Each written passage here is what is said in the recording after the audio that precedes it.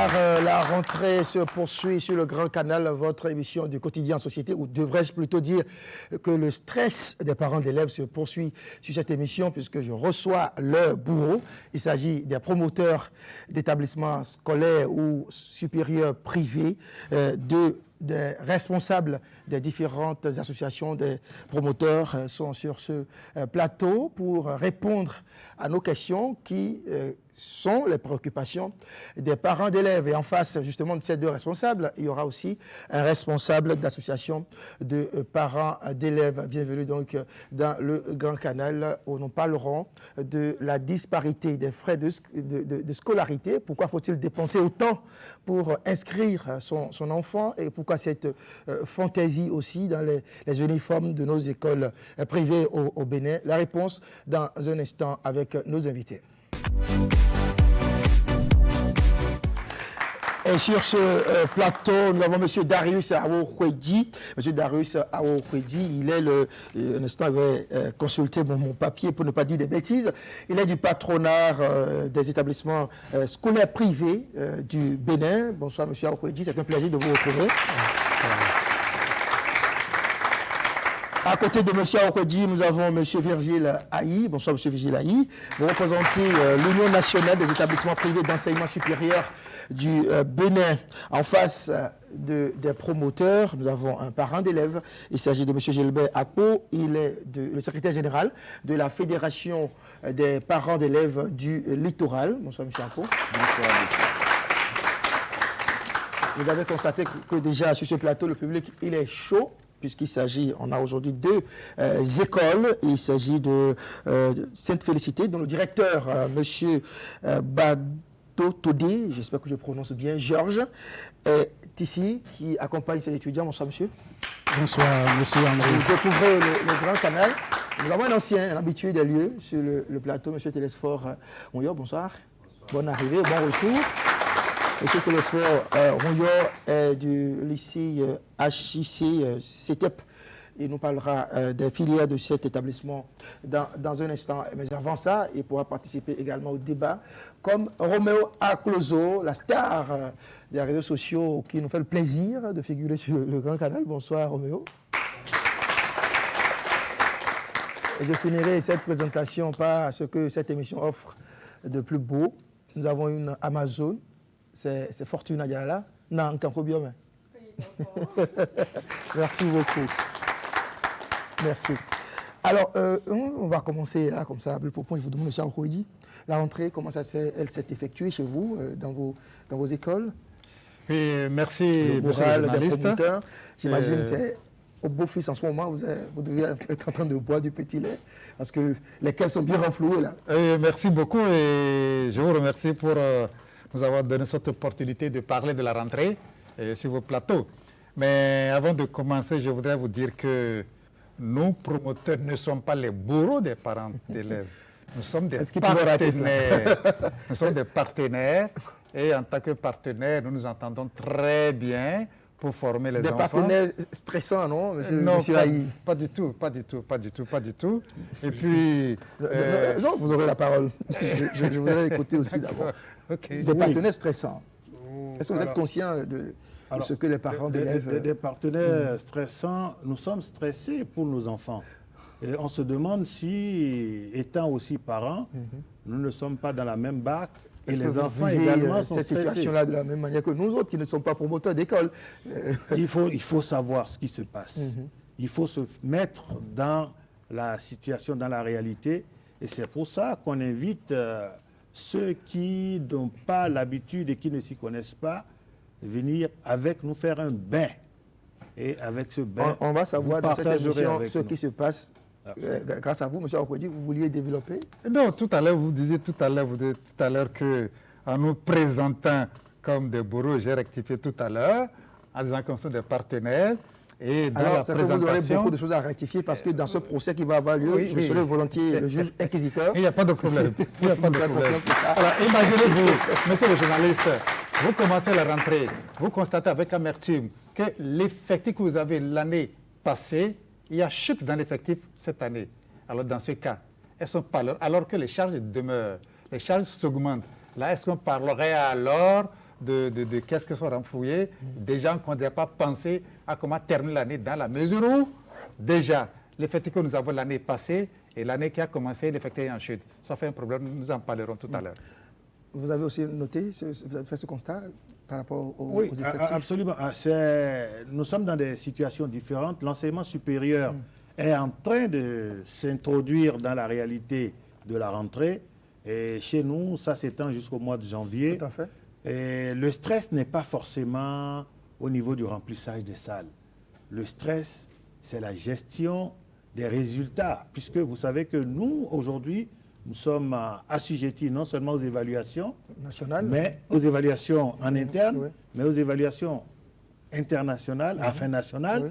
puis à la poussée de nos enfants vers le marché du travail et dans les établissements à l'international pour éventuellement continuer les études. Et nous sommes donc dans ce stress qui est multidimensionnel. Donc là, nous ne pouvons pas vous dire encore, le mercure monte et ce sera à son paroxysme au mois de janvier. Monsieur Gilbert Apo, qu'est-ce que vous avez envie de le dire? Oui, je voudrais avant tout remercier Canal 3 pour tous les efforts que vous fournissez pour essayer donc de satisfaire aux attentes de nous les parents. C'est très important. Et je voudrais saluer nos partenaires, que peut-être j'allais dire stressants. Et je voudrais vous répéter à ce niveau-là pour dire que quand bien même nos partenaires font de gros travail, il y a encore beaucoup de choses que nous leur demandons de consentir pour nous aider, nous les parents d'élèves. Parce que, sincèrement, quelquefois, on se trouve très, très stressé par rapport à ce qu'ils nous demandent de faire. Alors, qu'est-ce qu'ils vous demandent de faire et qui vous stresse? Nous constatons dans la foulée de leur management que la scolarité qu'on nous demande de payer à nos enfants pour leur formation, nous constatons que cette scolarité est vraiment élevée. De l'autre côté, les frais d'inscription sont aussi vraiment élevés, ce qui nous stresse très sincèrement, nous les parents d'élèves. Et on aurait bien voulu, en tant que partenaire, voir avec eux une autre manière donc de nous regarder pour que nous puissions être en adéquation avec ce qu'on attend de nous. Merci beaucoup. Alors, on a observé que M. Aoukhidji, les frais de scolarité, déjà, ça varie d'une école à une autre, d'une région à l'autre. Et surtout, en fonction qu'on est dans une école confessionnelle ou pas, là aussi, on note une disparité, une différence. Pourquoi? Qui est-ce qui décide? Déjà, pour commencer, des frais d'inscription ou de pré-inscription, ce genre de choses. Qui est-ce qui décide? Oui, merci beaucoup de revenir sur ce problème-là. Avant de répondre à ça, il y a mon ami qui a parlé des frais d'inscription, de réinscription des élèves. Tout à fait. Nous avions expliqué déjà sur ce plateau une fois pourquoi ceci, pourquoi cela. Et nous avons montré aussi l'inquiétude des autorités sur ce problème-là. En fait, lorsque nous avons un nouvel élève qui arrive dans un établissement, il y a les pièces à régler. Par exemple, lorsque je suis au primaire, il y a les fiches à remplir, il y a les carnets de correspondance, il y a ces nouveaux éléments qui entrent en ligne de compte. Mais lorsque j'ai un ancien qui doit revenir pour garantir la place, qu'est-ce qu'il faut faire? Bon, en chaque circonstance, il y a des avantages et des inconvénients. Dans certains collèges, tout est intégré aux frais d'écolage. Dans d'autres, on détaille. Certains parents souhaitaient qu'on détaille parce qu'au cas où le parent voudrait retirer l'enfant quand bien il a manifesté son désir, qu'est-ce qu'il faut le restituer? C'est pour ça que dans certains collèges, dans certaines écoles, on détaille. Lorsque le parent est prêt à ne plus continuer avec l'établissement, qu'est-ce qu'il a payé qu'on doit le restituer? Donc, bref, ce sont des situations qu'on a étudiées. Mais dans beaucoup d'autres, nous, au niveau du patron, nous sensibilisons les promoteurs pour dire, mais mettons tout ensemble pour éviter la polémique, qu'il n'y ait plus inscription, ceci, et frais d'inscription par là. Moi, dans mon collège, je ne distingue plus ni inscription ni réinscription. Les nouveaux élèves payent ceci, les anciens payent cela, et c'est terminé. Donc voilà. Donc on en arrive là par jour. Maintenant, par rapport à la question de la disparité des frais de collège, mais la disparité est liée à la disparité de conditions de travail. C'est tout. C'est-à-dire que les conditions de travail n'étant pas les mêmes dans tous les établissements, de la même manière, il y aura disparité des frais d'écolage d'un collège à l'autre lorsqu'on aura à réunir, à faire de sorte qu'il y aurait harmonisation des conditions de travail. Là, on peut parler de demain. Exemple simple. Dans certains collèges, on paye l'heure à 1 000 francs, dans d'autres, 1 200, dans d'autres encore 3 500. Ça veut dire disparité des frais les frais de scolarité, ou bien les frais, les frais horaires qu'on paye à chaque professeur. Dans certains collèges, les collèges qui sont au début, ils n'ont pas les mêmes charges que les collèges qui sont à un certain nombre d'années de travail. Il y a des collèges qui ont un gardien, il y a d'autres qui en ont 2, d'autres encore 3. Et là, les apprenants doivent payer aussi pour le gardien. En gros, c'est dire quoi? Les disparités des frais d'écolage d'un collège à l'autre sont liées aux disparités de conditions de travail d'un collège à l'autre. Lorsque nous arriverons un jour à harmoniser les conditions, il va sans dire que les frais seraient harmonisés d'un collège à l'autre. Voilà. Est-ce que, par exemple, je suppose, il y a une école où on inscrit un enfant. L'enfant était déjà dans l'école. Et puis, on voit frais de réinscription, frais de scolarité, première tranche, on voit frais divers. Et les frais divers, ça équivaut pratiquement à la première tranche. Est-ce qu'il y a une harmonisation? Est-ce que, par exemple, dans votre creuset, vous vous réunissez et vous dites, bon, voici les critères désormais, voici les conditions, les normes de tarification? C'est ce que je reproche un peu à nos partenaires. Demander qu'est-ce qu'on met dans chaque collège, ce qu'on met dans les frais divers. Il y en a qui prennent encore dans les frais divers les fournitures scolaires pour les enfants. Il y en a qui prennent dans les frais divers les tenues achetées aux enfants. Moi, je vais vous donner mon exemple. J'ai payé pour un enfant. Oui. Première tranche, frais divers, réinscription. Alors, vous avez demandé ce qu'il y a mis dedans? Posez la question pour savoir qu'est-ce qu'il y a dedans. Frais divers, 35 000. Première tranche, 36 000. Et réinscription, je ne sais pas, 5 000. Quelque chose. Vous n'avez pas répondu à ma préoccupation. À côté de ça, il y a la cantine scolaire. Très bien. Vous n'avez pas répondu à ma préoccupation. Et il n'y a pas les fournitures. Non. Les fournitures. Il doit avoir dans les frais divers des éléments pour lesquels le promoteur a mis 35 000. Il n'y a rien à faire. Quand vous allez retourner maintenant, donnez-moi le nom de ce promoteur. Moi, je vais chercher à savoir plus. La question, est-ce que vous vous réunissez autour de cette question, par exemple, sur cette préoccupation-là? Bien. Bon, voilà, au niveau des écoles, désormais, cette année, voilà ce qu'on va faire. Nous nous réunissons mieux et nous disons, évidemment, quand nous sommes sur structure fêtière, il va quand même dire que nous n'allons pas quand même fermer ce qui se passe. Parmi nous, il y en a qui ont de bons comportements, d'autres parmi nous ont des comportements indélicats. Donc, comme quoi, par exemple? Non, je ne vais pas citer ici. Alors, donc, de toutes les manières. Vous pouvez les citer parce que de toutes les manières, pour harmoniser les points de vue, oui. nous nous simplisons. Et ce que nous faisons surtout, c'est que nous avons des tournois de sensibilisation. Nous formons les gens pour dire voilà, il y a des éléments qu'on nous reproche, des méfaits qu'on nous reproche. Faisons tout pour avoir la confiance des parents. Ça, nous le faisons. Et quand on le fait, il y a des promoteurs qui respectent de toutes les manières. Donc ça veut dire quoi? Ça veut dire que nous nous voyons très bien et nous nous sensibilisons. Nous avons même des séances de formation pour dire aux parents, prenez-nous au sérieux pour que les parents nous prennent également au sérieux et l'État également. Donc voilà ce que nous faisons. Et pourquoi on se plaint? On devrait les remercier et applaudir, n'est-ce pas, M. Apo? Oui. Merci. On devrait les remercier parce que ils font le social. Ça, il faut le dire franchement. On vous le reconnaît. Mais le problème, c'est que quand dans la marmite, il y a une seule tomate qui est pourrie, et ça contamine tout le reste. C'est pourquoi je voudrais, quand bien même je suis dans la posture de vous remercier, parce que vous faites du social, vous dire en face qu'il y a encore beaucoup de choses qui reste à faire. Parce que les parents se plaignent sérieusement des établissements privés au point où, nous, au niveau de la sphère associative, nous, on ne sait à quoi s'en tenir. Il faut reconnaître que vous faites du beau travail. Ça, là, c'est sincère. Parce que la plupart des élèves qui ressortent meilleurs élèves, ça vient toujours des privés. Est-ce que c'est toujours le cas? Les établissements publics sont en train de revenir là.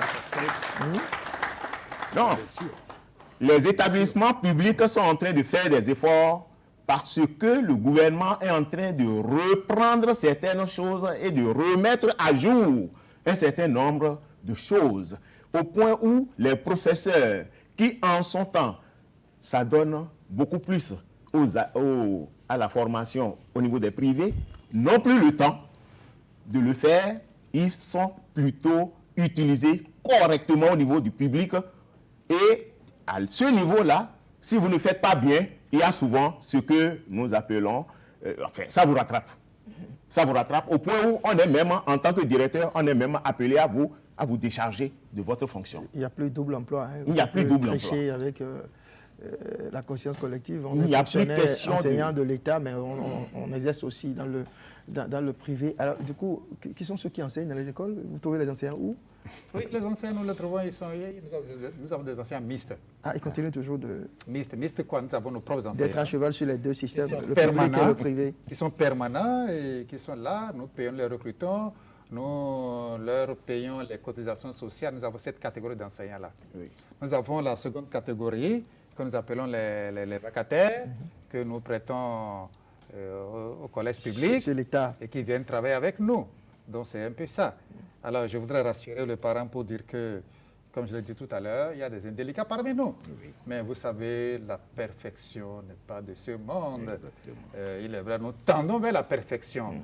Donc le problème est quoi? Nous, au niveau du patron, nous disions nous faisons tout pour que nous, privés, nous promoteurs, il faudrait que nous ayons des comportements pour que l'État puisse nous faire confiance. Exactement. Dans la mesure où, bientôt, comme je l'ai dit dans d'autres émissions, l'État est en train d'ouvrir. Nous avons sollicité que l'État, en fait, fasse de sorte que nous puissions l'aider à régler quelques problèmes. Lorsque ce soit dans l'enseignement technique et la formation professionnelle. À partir de cette année, par exemple, sur nos demandes, les négociations, l'État va commencer par faire inscrire dans les collèges privés les surplus de demandes d'inscription dans les lycées techniques, ce qui n'a pas pu avoir la place, l'État veut les envoyer dans les collèges privés, les collèges techniques d'enseignement privés. L'État devient apporteur d'affaires pour les bien. écoles, Non, en les fait, promoteurs d'écoles privées. nous assistons. Donc, dans ce cas, si nous ne nous portons pas au sérieux, l'État ne peut pas avoir confiance en nous et le faire. Ça veut dire quoi? Nous sommes aussi préoccupés par le bon comportement entre nous. Monsieur Et ça veut dire Aïe, que là, c'est vrai. vous avez suivi un peu M. Darius Aoukhouidji. Tout dépend des conditions offertes par les écoles, la qualité de l'enseignement, j'imagine aussi les infrastructures. Ça, c'est pour ce qui concerne les établissements scolaires. Qu'en est-il des établissements privés d'enseignement supérieur? Puisque là aussi, on sait les frais de scolarité, c'est de la mer à boire pour la plupart des parents. Est-ce que vous en êtes conscient? Est-ce que vous vous sentez aussi interpellé par cette situation? Je vous remercie et c'est très intelligent et très habile, très adroit et bien raisonnable d'avoir mis de côté l'enseignement supérieur. C'est une situation, c'est une situation très délicate. Nous sommes dans la globalisation, dans la mondialisation, et tous les jeunes que vous avez ici ont des androïdes. Donc ça veut dire que leur vie privée ne leur appartient même plus. Vous les avez sur Internet et sur LinkedIn, où dès qu'ils ont un bon profil, on peut les appeler à Shanghai ou à Taïwan. Exactement. Nous allons donc pouvoir ouvrir les yeux et dire ce qui se passe. Le gouvernement de la République, le gouvernement de la rupture, a observé. Il y a eu la décision de faire de la réforme. Et par rapport à la réforme, vous savez, on a les dents dures. Oui. Et par rapport à la réforme qui a été mise en route en Vous voulez parler 2016... des examens nationaux? Non, c'est tout un ensemble. Les examens nationaux sont venus juste à la face visible de l'iceberg. Et donc, dans la réforme, il est question de véritablement choisir d'aller vers ce qu'il faut pour que le chômage, le sous-emploi et tout ce dont on se plaint arrive. Ou n'arrive pas, pardon. Vous parlez de la modernisation de l'éducation nationale, cette réforme Que ce soit réaliste, que ce soit réel, que ce soit vrai. Alors, j'entends souvent les parents dire, vous savez, on est dans du libéralisme. Mais un libéralisme qui doit être contrôlé parce que c'est l'enseignement. Et quand vous avez l'enseignement, et qu'on commence à dire, il coûte trop cher, et qu'à côté, je ne vais pas nommer les établissements, vous avez un établissement public, infrastructure publique, électricité publique, enseignants payés publics, qui demande 400 000 francs. Et un établissement privé, à côté, demande 425 000, 450 000, on dit que c'est beaucoup. Sur quels critères on se base? Vous avez des établissements publics qui font rentrer, travailler des enfants dans des infrastructures que moi j'ai connues tout petit en 82 et qui sont restées telles quelles aujourd'hui où je suis. Vous n'allez peut-être pas nommer, mais moi je le ferai. Vous parlez de nos universités publiques, les écoles, l'ENA, l'ENEAM. Alors, on ne va pas y aller parce que nous sommes les mêmes, nous y allons. Oui, exactement. C'est une réalité aujourd'hui, les infrastructures, parfois, il y a également autre chose. Oui. Il y a la béninoiserie, l'hypocrisie. Et j'ai été heureux que le ministre en ait parlé. Vous savez que les gens, quand on se met au public, on se dit, ça c'est le privé, donc ils nous doivent tout. Mais parmi les promoteurs, il y a des personnalités qui sont des professionnels de l'enseignement supérieur et qui sont attachés à des États, même à l'international. Vous savez, aux États-Unis, on a des promoteurs, des Béninois, qui ont l'Institut supérieur de sciences mathématiques appliquées et tout ça. Oui. Il est à l'Académie américaine des sciences. Et il vient ici, il se fait tourner en rond.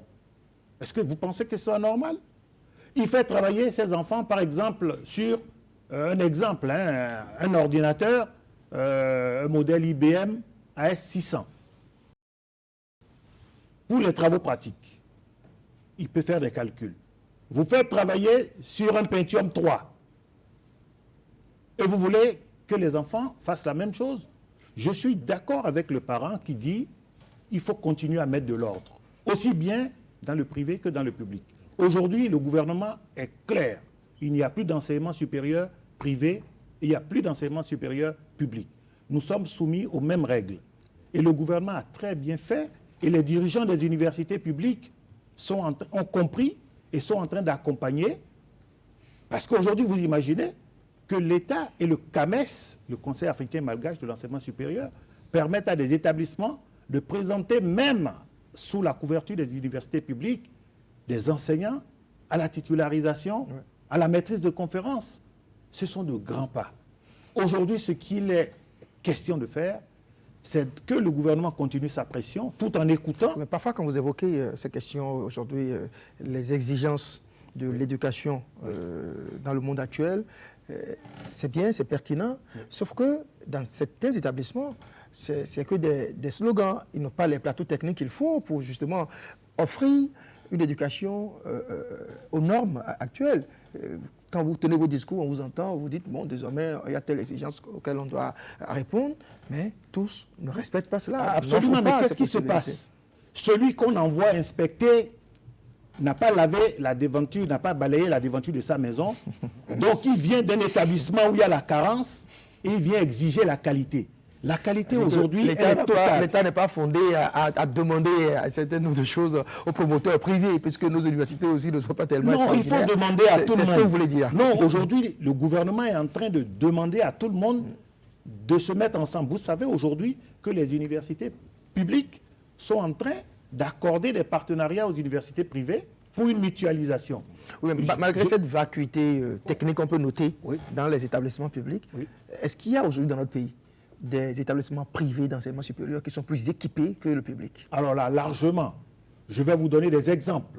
Il y en a à foison. On va pas faire de la pub, hein, non, on ne va pas faire de la pub. Je prends un génie civil aujourd'hui et je vous dis d'abord, le promoteur de l'une des meilleures écoles en génie civil a été patron dans l'établissement public de référence.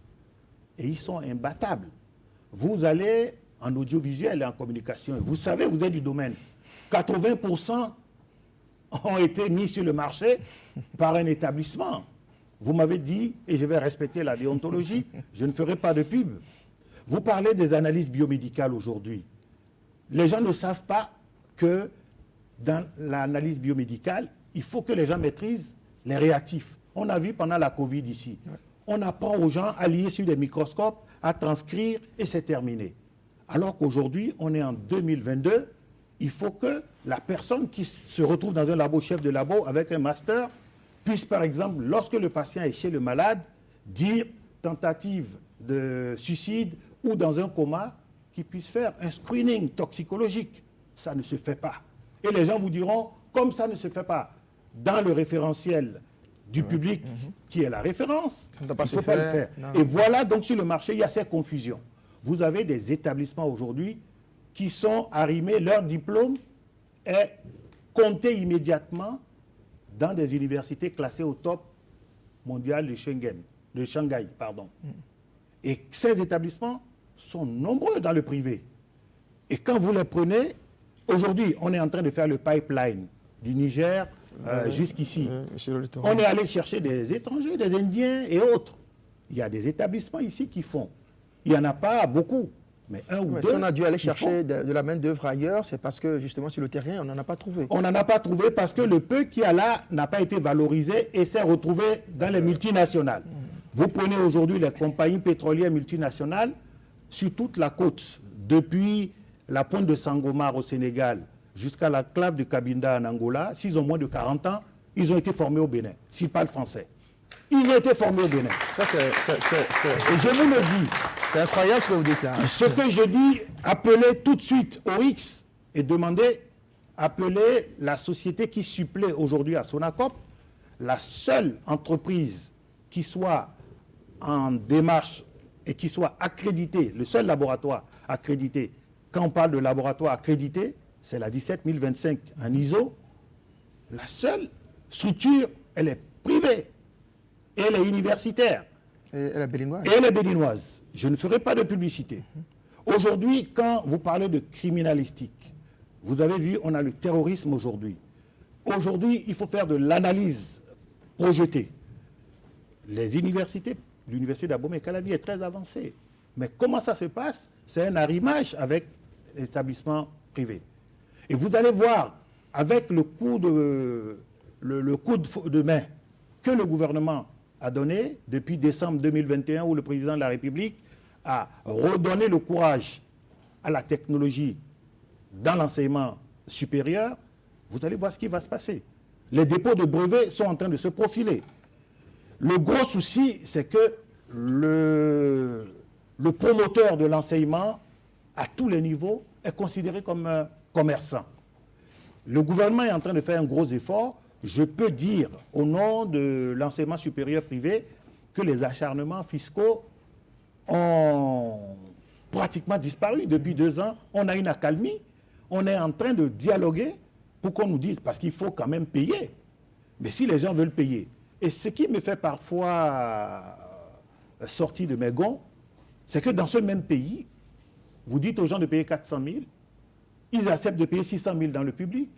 400 000 dans le privé, c'est des histoires. Et en face, il y a des établissements qui demandent de payer 1,5 million, 2 millions et 3 millions et qui sont publics. Vous allez à Ouida, vous allez avoir à 3 millions. Et cette formation, elle est de référence, de qualité.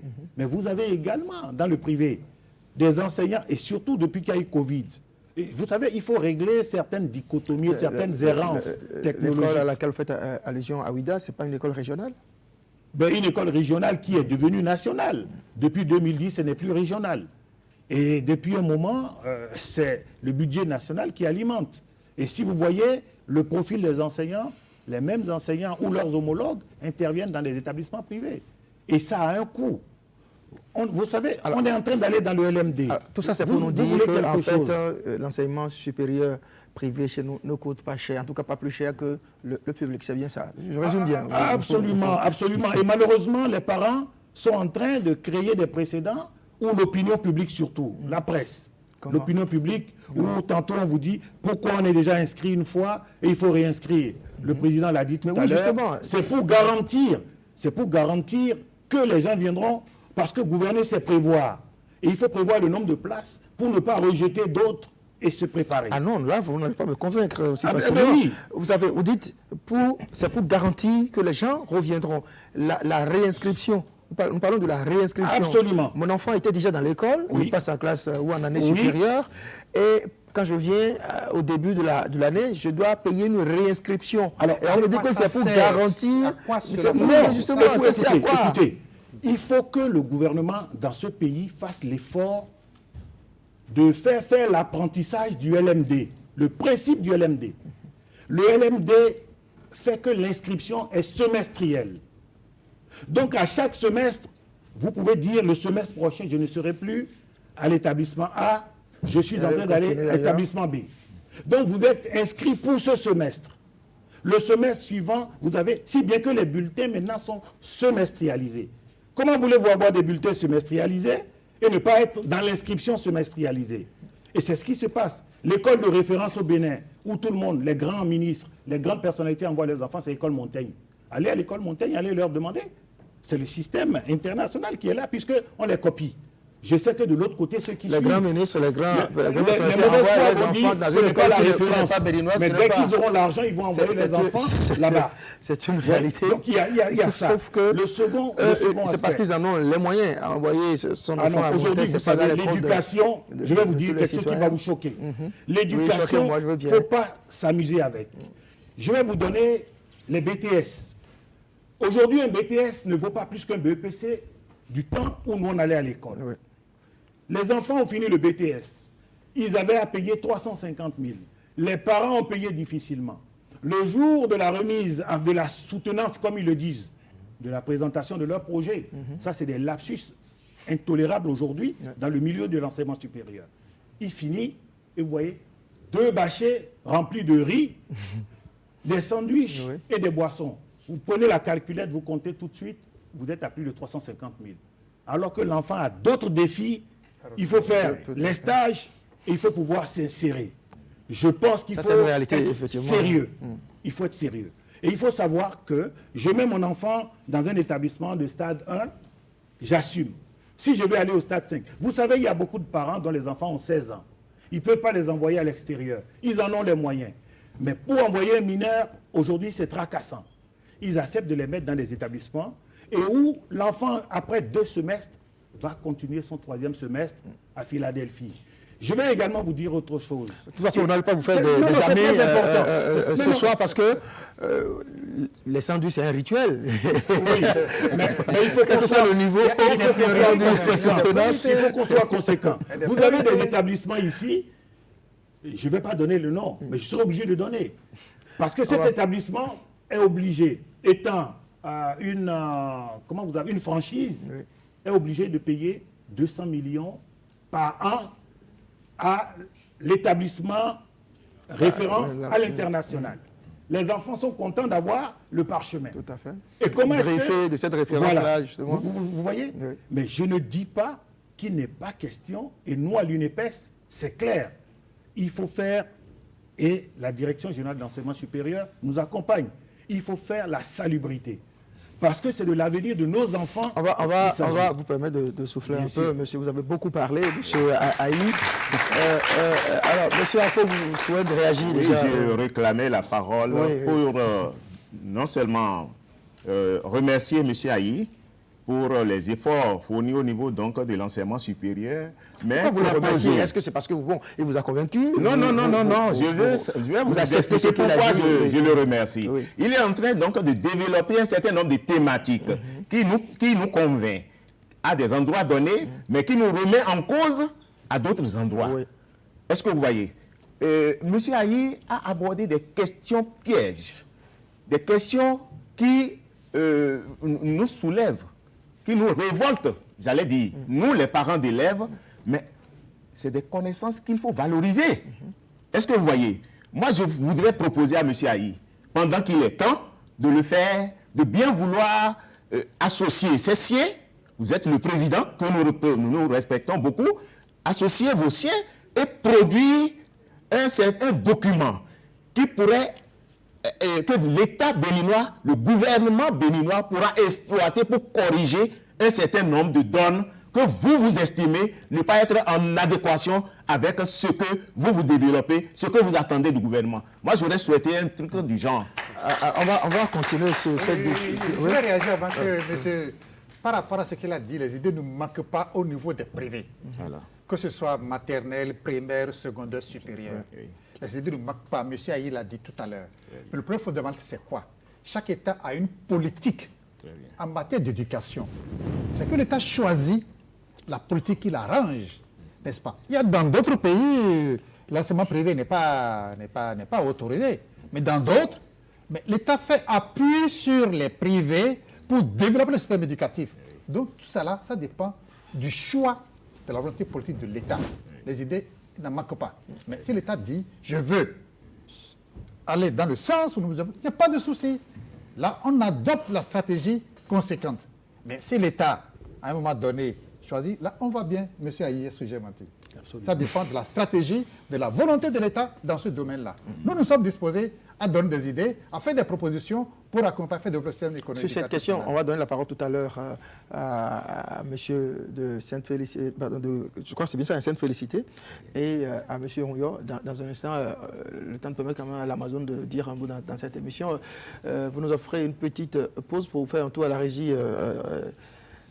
Bien sûr, André. Alors, chers téléspectateurs, aujourd'hui, nous parlons de la disparité des frais de scolarité et des frais d'inscription et de réinscription allant d'un établissement privé à un autre. Nous sommes allés vers les promoteurs, quelques promoteurs, je dirais, et nous leur avons demandé sur quels critères ils se basent pour pouvoir fixer les frais de scolarité. Parce qu'on peut avoir une école privée à 50 000, par exemple, et en avoir d'autres à 300 000. La disparité, elle est énorme. Les parents d'élèves voudrions comprendre sur quels critères ces promoteurs se basent pour fixer ces frais de scolarité. Découvrons la réponse à travers le reportage de Narcisse Alossé. Le chemin de l'école est repris avec son lot d'investissements habituels pour les parents d'élèves. Au cœur de cet investissement, les frais de scolarité connus pour leur disparité au Bénin. La sixième, nous tournons autour de 90 000 francs et la terminale, nous tournons autour de 155 000 francs l'année, y compris les travaux dirigés. Chez nous, de la sixième, ça fait de 180 et 120 000. Au primaire, c'est entre 40 et 110 000. Il y a des classes qui ne sont pas à 50 000.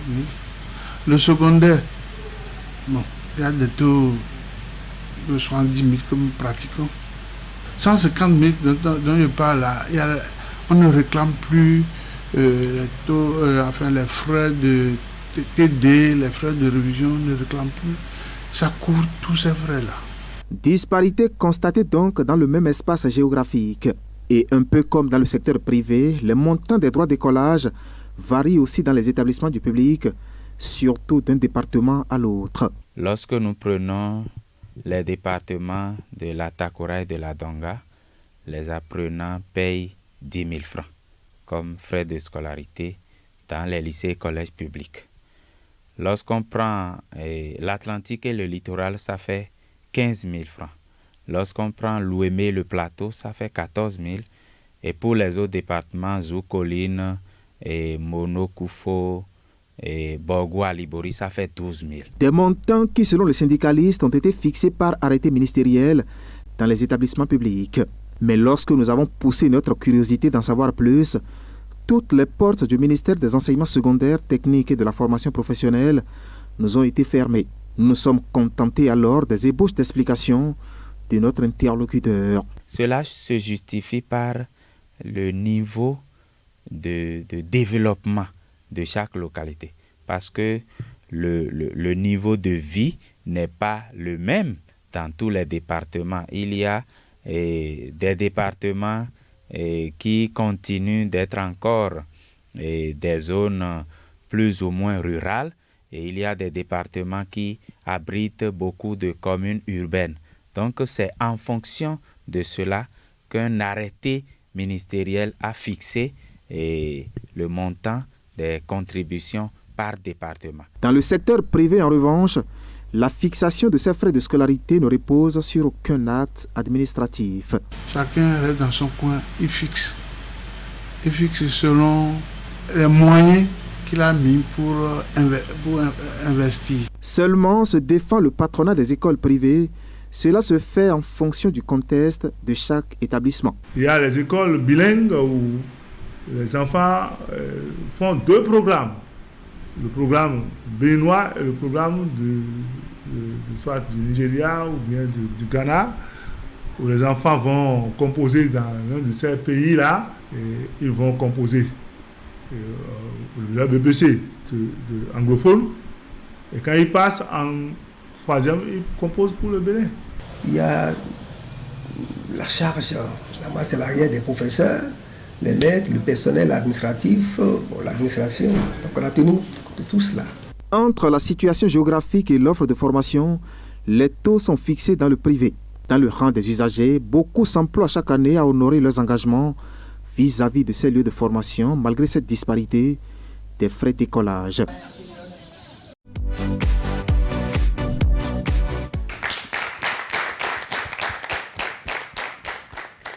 Alors, j'ai une question pour le promoteur Darius Arogbedji.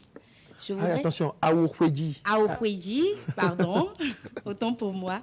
Je voudrais savoir, vu que la question est destinée aux promoteurs, vous, quels sont les critères sur lesquels vous vous basez pour fixer vos frais de scolarité? Très bien. Merci beaucoup. Je l'ai dit, je vais encore répéter. Comme sont des enseignants, ce n'est pas mauvais de répéter. Je l'ai dit d'une manière globale, il s'agit des conditions de l'offre. La question vous est adressée vous-même et non à l'ensemble des promoteurs. Très bien. Vous, dans votre école. Très bien. Et c'est ce que je disais tout à l'heure. Lorsque, au départ, je vois par rapport à l'année précédente, l'année que je dois engager, je vois quel serait le coût, les charges auxquelles je devrais être confronté.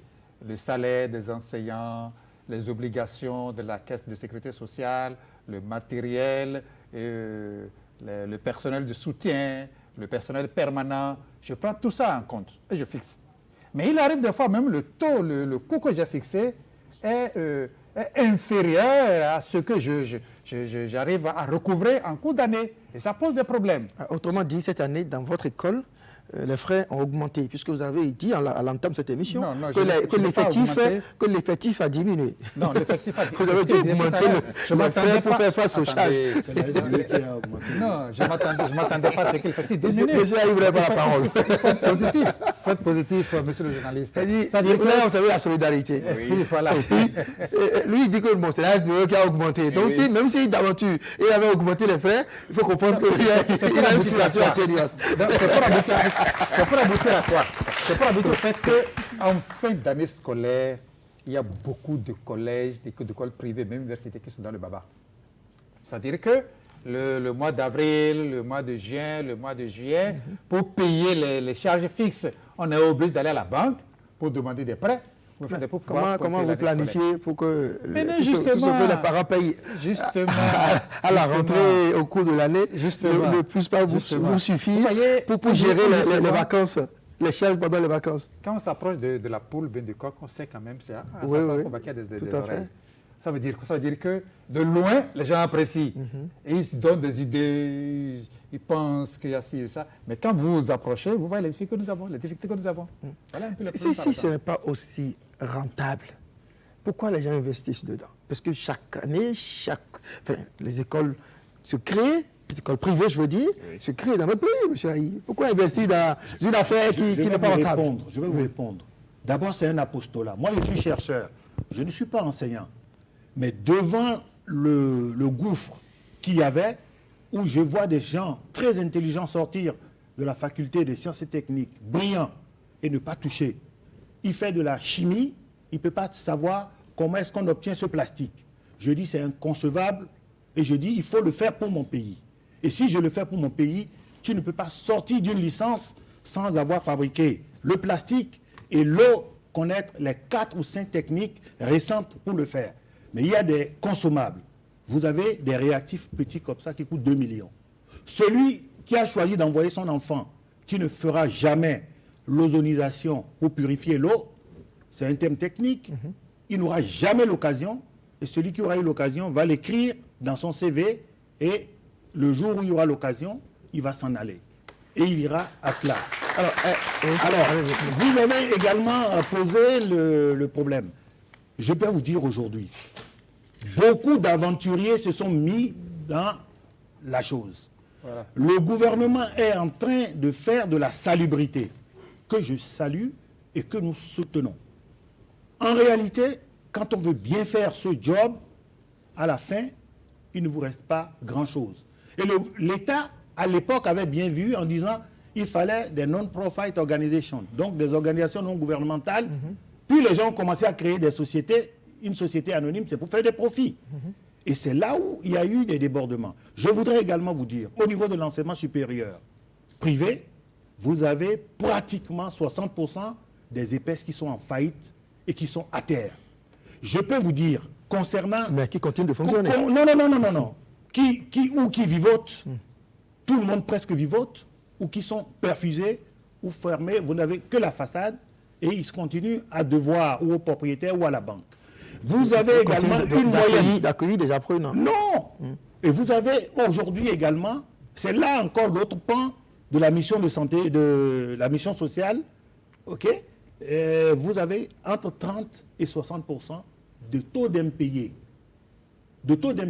Parce qu'on se dit entre nous, gardons les enfants au moins sur les 2 semestres, gardons-les jusqu'à la fin du premier semestre.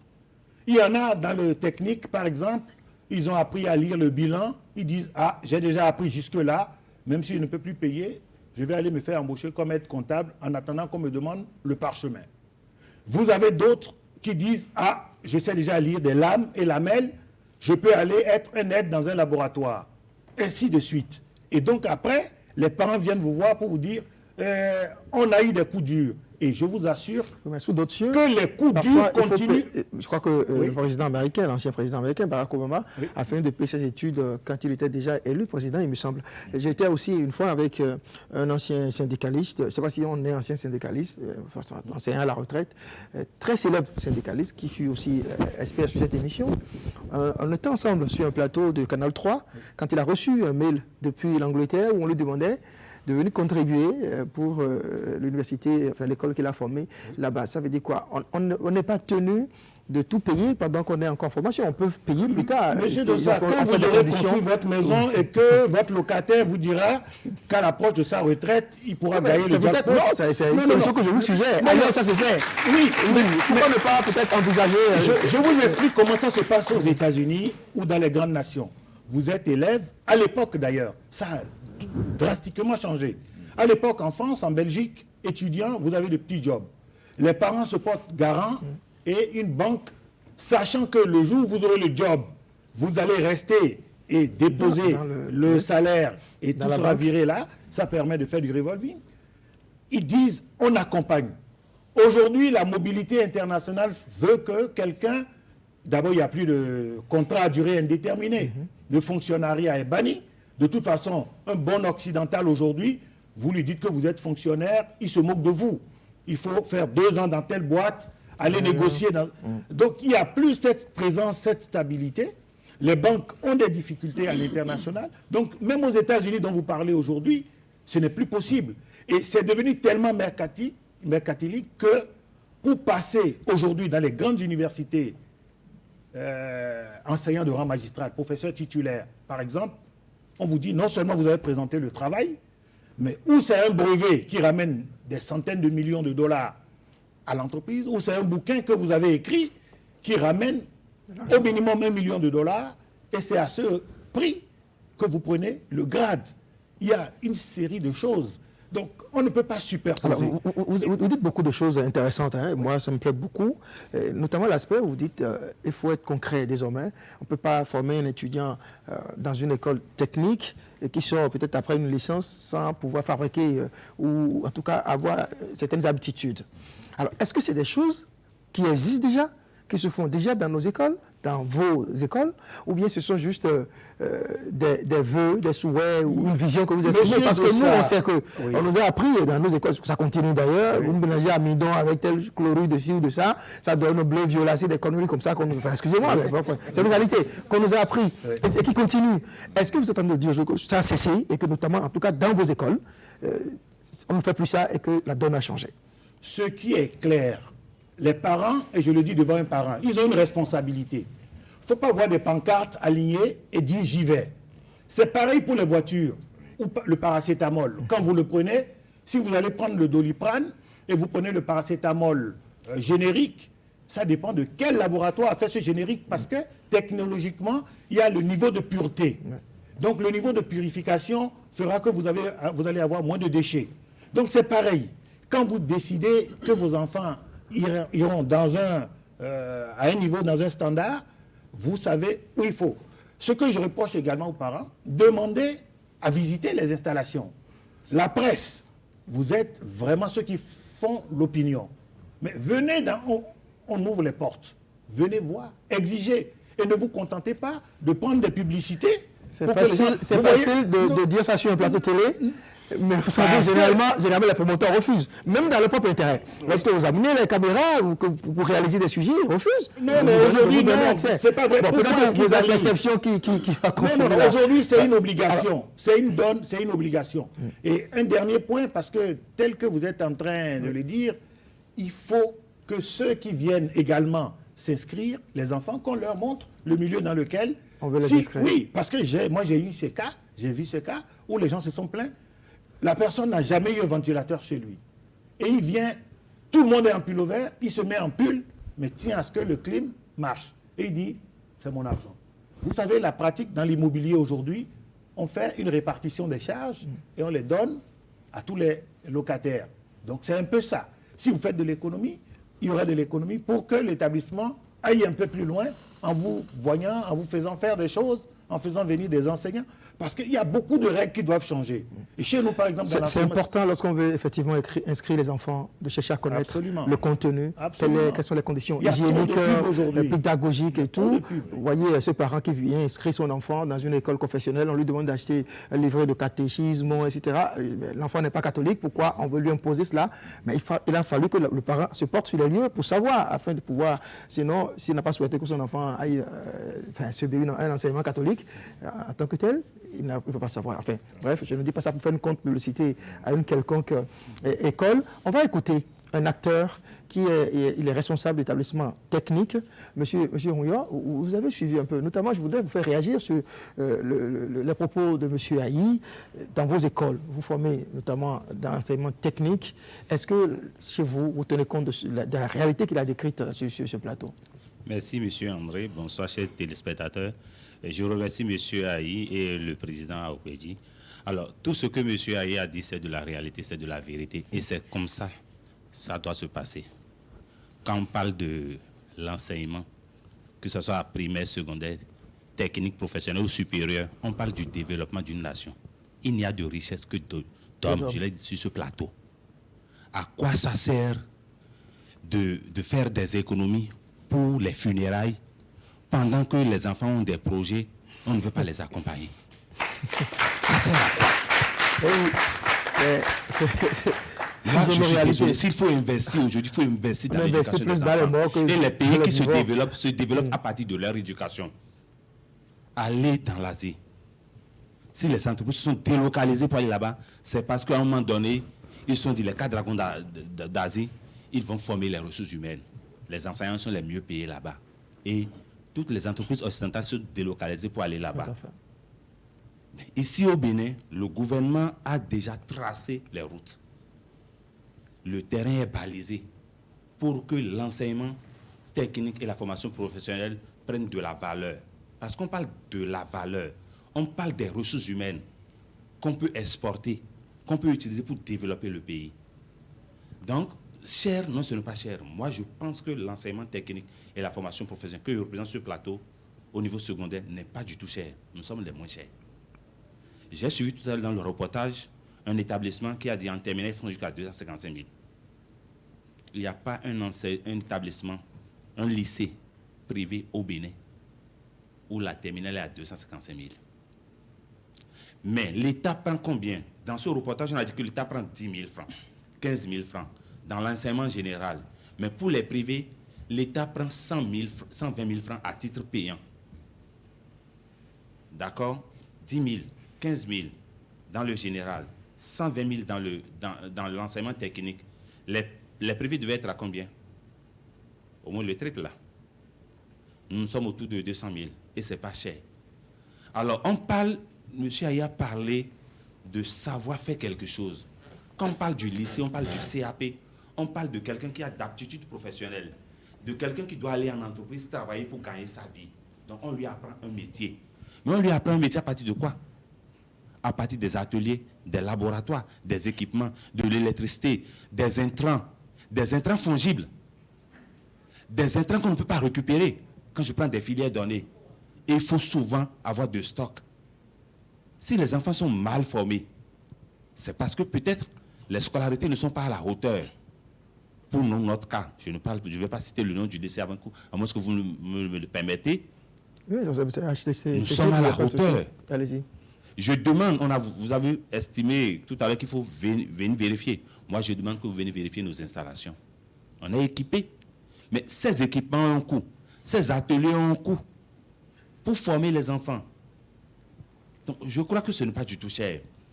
Maintenant, par rapport à l'État que je félicite, la direction de l'enseignement technique et tous les acteurs, l'État est en train de mettre sur pied un programme. Je ne sais pas si le président me permet d'aborder brièvement cela. Allez-y, il n'y a pas de souci. Où les surplus... Ce n'est pas le président qui distribue la parole ici, hein, c'est moi. Je suis d'accord. L'État, on dit, on veut 70% dans l'enseignement technique, 30% dans le général. Alors, beaucoup d'apprenants ont sollicité le public. Mais le public consomme à peine 30 à 40% de ceux qui demandent à payer, à titre payant. Et on paye les 120 000 francs là, en une seule tranche à la banque. Le reste, on les laisse, ils vont dans le général. Ils ne sont pas orientés. Mais il y a des lycées sérieux que l'État béninois vient d'accréditer. Et tous les documents sont signés déjà. Et l'État va les orienter vers ces privés. C'est l'État qui a fixé leur scolarité. Je ne vais pas le dévoiler sur ce plateau. Il en parlait tout à l'heure. D'accord. Mais l'État a négocié avec ces lycées privés pour qu'on l'accompagne pour former la jeunesse. Alors, si j'ai un enfant que l'État oriente vers votre lycée HIC, ces titres, M. Rouillot, combien je dois payer pour cet enfant? Le président, il peut parler. Est-ce que c'est la même scolarité? Pourquoi ne pas le dire? Écoutez, pourquoi cacher cela? Il n'y a rien à cacher. On parle de l'État, c'est public, on parle de l'éducation nationale. Ce qui est plus décent, c'est que l'État qui est en train de... C'est pour ne pas abuser des appétits, c'est pour ne pas abuser des appétits. Peut-être des lycées qui n'ont pas été associés, qui pourraient peut-être aller... Tout simplement, il est plus indiqué que le directeur de l'enseignement technique arrive ici, s'explique purement sur ce dossier. Ce serait mieux. Parce que c'est lui qui est en train de négocier ce partenariat avec nous. Donc on ne peut pas le dévancer et venir dire autre chose. Pourquoi le directeur de l'enseignement technique, il faut qu'on change quand même dans ce pays. Attendez. Oui, le directeur, d'accord, il en parlera, mais vous êtes sur le plateau, vous êtes concerné par... Pourquoi je le dis? Le patronat qui est en négociation. Si ce n'est pas encore abouti, si les négociations ne sont pas terminées, on peut comprendre. Très bien. Vous avez dit la rentrée arrivée, la dernière réunion, nous sommes au début de l'année scolaire. Ça veut dire que c'est forcément des parents qui sont concernés, qui attendent d'être informés pour envoyer les enfants. Toutes les informations sur ce dossier. Quelles sont les obligations de l'État? Non, attendez. Ce qui revient, ce qui est plus indiqué, le directeur de l'enseignement technique, avec le ministre, ce qui revient à l'État. Les engagements que l'État a pris, ils viendront publier. Ça, c'est normal. Ce n'est pas quelque chose de caché. Ils voudront le dire. Et quelles sont les perspectives, ils viendront le dire également. C'est tout ce que je veux dire, tout simplement. C'est tout. Ce que je voudrais ajouter en abordant ce pan du projet, c'est que désormais, nous sommes appelés à nous mettre au même référentiel que l'État. Même aller au-delà. Et cela a un coût. Vous saviez que quand on prend les résultats au secondaire, même au niveau supérieur, les privés font de très bons résultats. Et ces résultats viennent d'où? L'État aujourd'hui utilise des aspirants pour former. Mais nous, on n'a pas cette chance-là. Nous utilisons des honoraires. Et le taux horaire dans le technique est élevé. C'est très élevé. Il faut pouvoir les payer. quelqu'un qui a appris un métier, qui a des opportunités pas possibles pour gagner sa vie, vous le démarchez pour venir former vos enfants. Parce qu'on utilise ceux qui sont dans le technique, mais surtout ceux qui sont dans le professionnel. Il ne va pas accepter les taux horaires ridicules. Ça a un coût. Et c'est tout cela qu'on met sur la balance pour pouvoir déterminer nos scolarités. On va revenir sur l'accompagnement ou le non-accompagnement de l'État aux promoteurs d'établissements. À ce niveau, je crois que tout est prêt. Et je crois que c'est pour le bonheur des parents d'élèves. Et c'est surtout pour le bonheur des promoteurs également. Pourquoi vous dites vous pensez beaucoup de parents d'élèves, le week-end, vont se sentir très, très soulagés par rapport au lycée. Ils vont se sentir très, très soulagés parce qu'ils ont demandé que leur enfant aille au lycée Koulibaly. Mais ils vont prendre combien là-bas? À Kassatou ou bien d'autres lycées. Mais l'État a déjà appris ce qu'il va apprendre. Le reste, l'État dit, je vous oriente vers tel lycée accrédité. Ils seront formés. Nous serons régulièrement inspectés. D'accord? On est soumis au même contrôle. On utilise les mêmes référentiels de métier que l'État. Donc les enfants seront très bien formés, mais les parents, je crois que l'État a bien géré ce dossier pour eux. Non, monsieur Georges Bardot-Todé de Sainte-Félicité, vous avez le micro. Oui, je pense que nous sommes dans un très bon débat. Je remercie les représentants des deux ordres d'enseignement, notamment le président Ouedi et le président Ayi, pour avoir bien défendu notre cause, comme d'habitude. Et je voudrais humblement demander aux parents d'éviter de spéculer sur le tarif pratiqué par les établissements privés. Et nos deux représentants l'ont assez bien dit. Nous n'offrons pas les mêmes conforts aux apprenants. Nous n'offrons pas les mêmes conditions de travail. Donc forcément, les coûts de la scolarité doivent varier. Peut-être dans un futur que je souhaiterais très proche, l'État va harmoniser tout ça là. Mais en attendant, nous sommes dans un schéma où les conditions de travail ne sont pas les mêmes. Et on vient de le dire, il faut que les parents aillent dans les établissements pour voir, n'est-ce pas, les installations. Une école qui est bien bâtie, le sol est bien carrelé, ne peut pas percevoir le même taux de scolarité qu'une petite école de quartier construite dans une cabane ou bien dans une chambre-salon. Ce n'est pas possible. De la même manière, le taux horaire payé aux professeurs varie. Celui qui veut de la qualité va recruter des enseignants de qualité. On a vu dans ce pays des gens utiliser des bacheliers pour enseigner dans les classes de terminale. Une école sérieuse ne peut jamais faire ça. Revenant à la question de pourquoi les gens s'investissent autant dans l'enseignement alors que nous disons que ce n'est pas rentable. Je voudrais donner un exemple simple. Je connais un promoteur, fonctionnaire international, a dit « Je vais retourner à mon pays ce qu'il m'a donné ».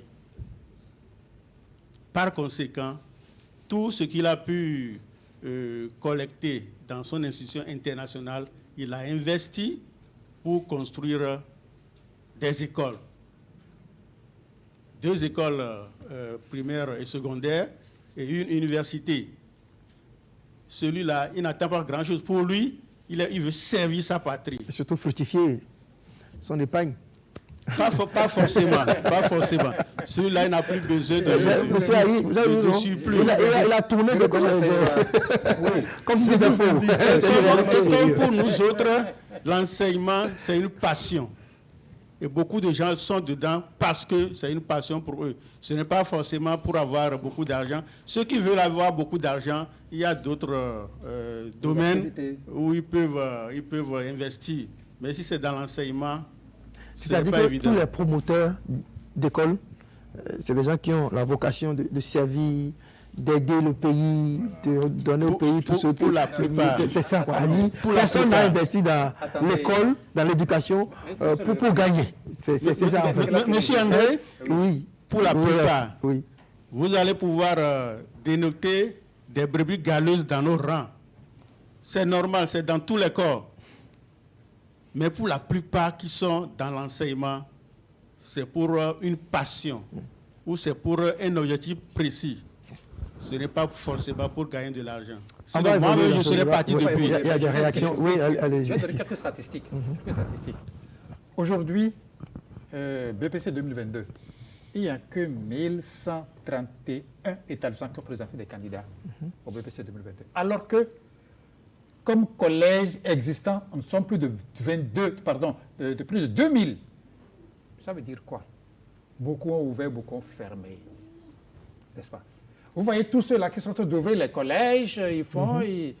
Quelqu'un a une chambre supplémentaire, oui, mais pas la ils vont fermer. Beaucoup vont fermer. Ça veut dire quoi? Ça veut dire qu'il est vrai. Bon, c'est une activité qui donne de plus-value, qui va refuser. On ne refuse pas les plus-values positives, on ne va pas refuser. Donc, ça veut dire quoi?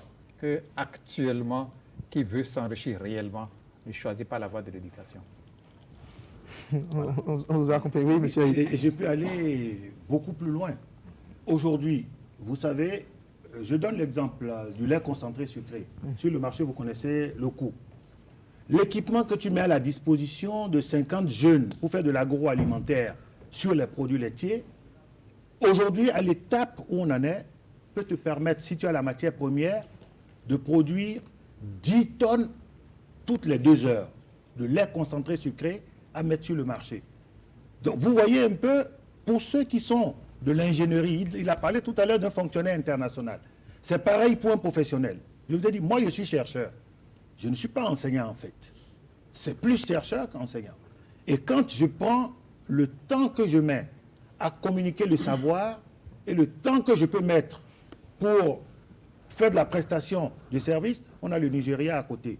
Grande puissance pétrolière. Tu fais une analyse de dette là-bas ou de brut, c'est 650 000 francs.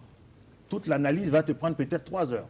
Mais pour apprendre à quelqu'un à faire ça, vous imaginez, et vous mettez le matériel, au lieu d'aller chercher de l'argent, vous mettez ce matériel pour permettre à des jeunes de votre pays de pouvoir devenir des techniciens. Et ça va donc ainsi dans beaucoup plus d'autres domaines, dans beaucoup d'applications.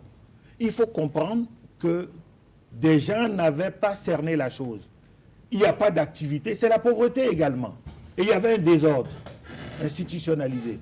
Aujourd'hui, les gens, voyant ce qui se passe, disent « Ah, celui-là, il est en train de rouler carrosse ».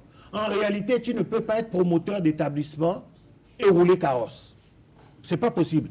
C'est un peu de business. Et sachez également que chaque homme qu'on enseigne est un homme qu'on gagne. Qui mène le grand train. Alors, c'est quoi? C'est des magiciens? Comment ils font? Complémentaires. Quand vous avez quelqu'un qui est expert comptable et qui dit « Je veux donner une partie du temps que j'ai », il peut rouler carrosse. Mais généralement, ce n'est pas le cas parce que ce qu'ils ont, ils remettent là-dedans. Maintenant, à côté, vous avez des gens qui ont écrit, qui ont ouvert des salles, il l'a dit, tableau noir, la craie, les gens défilent et finissent. On leur aligne les chiffres du plan comptable, la loi des finances, et ils partent. L'autre vient leur apprendre ça, et dans le même temps, a de l'Internet, et dit, on va suivre ensemble aujourd'hui l'indice Nikkei et ses perturbations dans la journée. On ira maintenant à la place des marchés à Paris.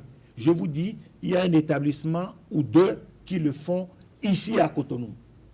Et vous allez les taxer de prendre 550 000 alors que l'autre vient plaquer des choses au tableau et dit que c'est la norme. Je pense qu'il y a un problème de conscience, de responsabilité et d'ambition. Et je crois que le gouvernement a la pleine vision des choses et c'est pour ça qu'on ne peut pas plafonner ou niveler. La preuve, l'expérience que le gouvernement même est en train de faire, semi-privé, semi-public, c'est pratiquement 4-5 fois ce qu'on reproche aux gens de payer. Mais allez amener vos enfants là-bas. Vous les sortez de là, vous les amenez ailleurs, ils vont vous dire, vous m'avez maudit, je ne vais plus ailleurs. Donc c'est ça la réalité des choses. On donne à quelqu'un une coccinelle et l'autre, ses parents lui ont donné une BMW pour quitter ici, aller à Boïcon. Ils n'arriveront pas au même endroit et au même moment. Oui, M. Apo. Oui, je voudrais revenir sur la question abordée par M. Aïe pour dire que quand vous gagnez, vous obtenez une formation, vous allez faire une formation à raison d'un certain nombre de gros sous. Ne soyez pas pressés de rentabiliser ce que vous avez investi. C'est ce que nous constatons au niveau des privés. Et nous, au niveau de la sphère associative, nous ne pourrons pas être d'accord avec vous. Vous êtes pressés d'avoir entièrement ce que vous avez investi de l'autre côté, au lieu de fractionner cela pour alléger la tâche à nos enfants et leur permettre d'aller doucement pour avoir le diplôme et pouvoir avoir l'emploi. Ce n'est pas le cas. On l'a constaté que vous augmentez les frais de scolarité au prorata donc de ce que vous avez vécu pour votre formation. Revoyez ce système-là, s'il vous plaît. Chers parents, vous avez fractionné les factures d'électricité. C'est pas ça. Les factures d'eau. Pourquoi vous comparez avec les factures d'électricité? Vous savez, j'apprends à quelqu'un à faire de la distillation, je perds par jour 2000 litres. Très bien. Voilà. Et 2000 litres d'eau, où je ne lui apprends pas la distillation, et je fais ce que vous a appris, la couleur et le tube, et il regarde au tableau, et la distillation. C'est le quotidien. Mais c'est le quotidien, c'est pas là. On tient compte du quotidien, de la charge quotidienne, de la charge mensuelle et annuelle. Monsieur le journaliste, je dis qu'on tient compte du quotidien, de la charge journalière, mensuelle, pour quand même voir dans quelle mesure, au cours de l'année, je peux tenir avec tel frais fixé pour le parent. C'est pas le problème. Et il y a mieux, hein, s'il vous plaît. Un exemple. Quelqu'un qui a fait du génie civil correctement et qui a payé peut-être 400 000 francs par an, au bout de 3 ans, une licence. S'il tombe sur une société correcte, après les 2 années de probatoire, va se retrouver entre 250 000 et 600 000 par mois de salaire. Donc, au bout de 3 mois, il a remboursé tout ce qui... Je ne sais pas si les gens font ce calcul. Je pense que dans notre gène... Encore faudrait-il qu'on puisse avoir la possibilité de recruter par la société. Ah oui, mais il faut entreprendre. Il faut entreprendre. Et c'est pour ça que lorsqu'on dit telle filière est porteuse, ne courez pas vers ça. J'entends des gens dire aujourd'hui, vous voyez partout, on fait des énergies renouvelables. Énergie renouvelable pour les nègres, pour nos compatriotes et pour les parents, c'est les panneaux solaires. C'est faux. C'est faux. Il y a la géothermie, il y a la chimie, il y a beaucoup de choses. Mais les gens ne veulent plus étudier. Et tout le monde est pressé de gagner. On devrait vous consacrer une émission entière, M. Aïe, pour faire de l'orientation. Parce que les parents ont besoin... Revenons un peu au jeu. André de Sal. Romain, vous avez une question peut-être Je remarque qu'il y a un phénomène qui s'observe, surtout au niveau des établissements primaires privés. Il y a les maîtres, maîtresses, mal payés, qui sont obligés de devenir des répétiteurs. Oui. Ouais. Je pense que c'est un problème sur lequel doivent s'appesantir les promoteurs d'établissements. Parce que si vous prenez gros chez les parents, au niveau des inscriptions, des frais de scolarité, vous devez mieux payer ces enseignants-là. Le problème, c'est que ces maîtres, maîtresses, qui encadrent les enfants à la maison, à l'approche des évaluations, ils leur montrent pratiquement ce qu'ils doivent donner en classe. Il faut que vous pensez que votre enfant le parent, sinon il change de répétiteur. Non, vous pensez que votre enfant est meilleur, mais sur des années plus tard, vous constatez qu'en réalité, il n'est pas si meilleur que ça. Monsieur Okoye, vous êtes enseignant, c'est une réalité ce que décrit Romain Aklozo. Je connais des gens qui ont pris comme répétiteur de leurs enfants à la maison leur propre instituteur. Il faut séparer les choses. Enseignant mal payé, c'est un autre problème. Répétiteur, c'est encore également notre problème. Les enseignants peuvent être bien payés, ils sont répétiteurs. Peuvent être mal payés, répétiteurs. Alors, la question de répétiteurs, mal payés, ainsi de suite, d'abord, les résultats qu'on veut ou non, dans le privé, sont meilleurs. Je vous donne quelques exemples ici, si vous voulez bien. C'est peut-être l'arbre qui cache la forêt. Ça non, attendez bien. Quand je prends le CP 2022, les privés ont fait 90% de succès. Au moment où les publics ont fait 112% de succès. N'est-ce pas? Alors, quand je prends le BPC, les privés ont fait 82% de succès au moment où les publics ont fait, si je ne me trompe pas, si j'ai mal lu, au moment où les publics ont fait 61% de succès. André Loussa.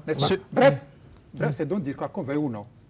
Malgré cela, nous avons les meilleurs résultats. Alors, les enseignants... Vous avez évacué ça. Les enseignants mal payés... Avec 2 chiffres. C'est vrai.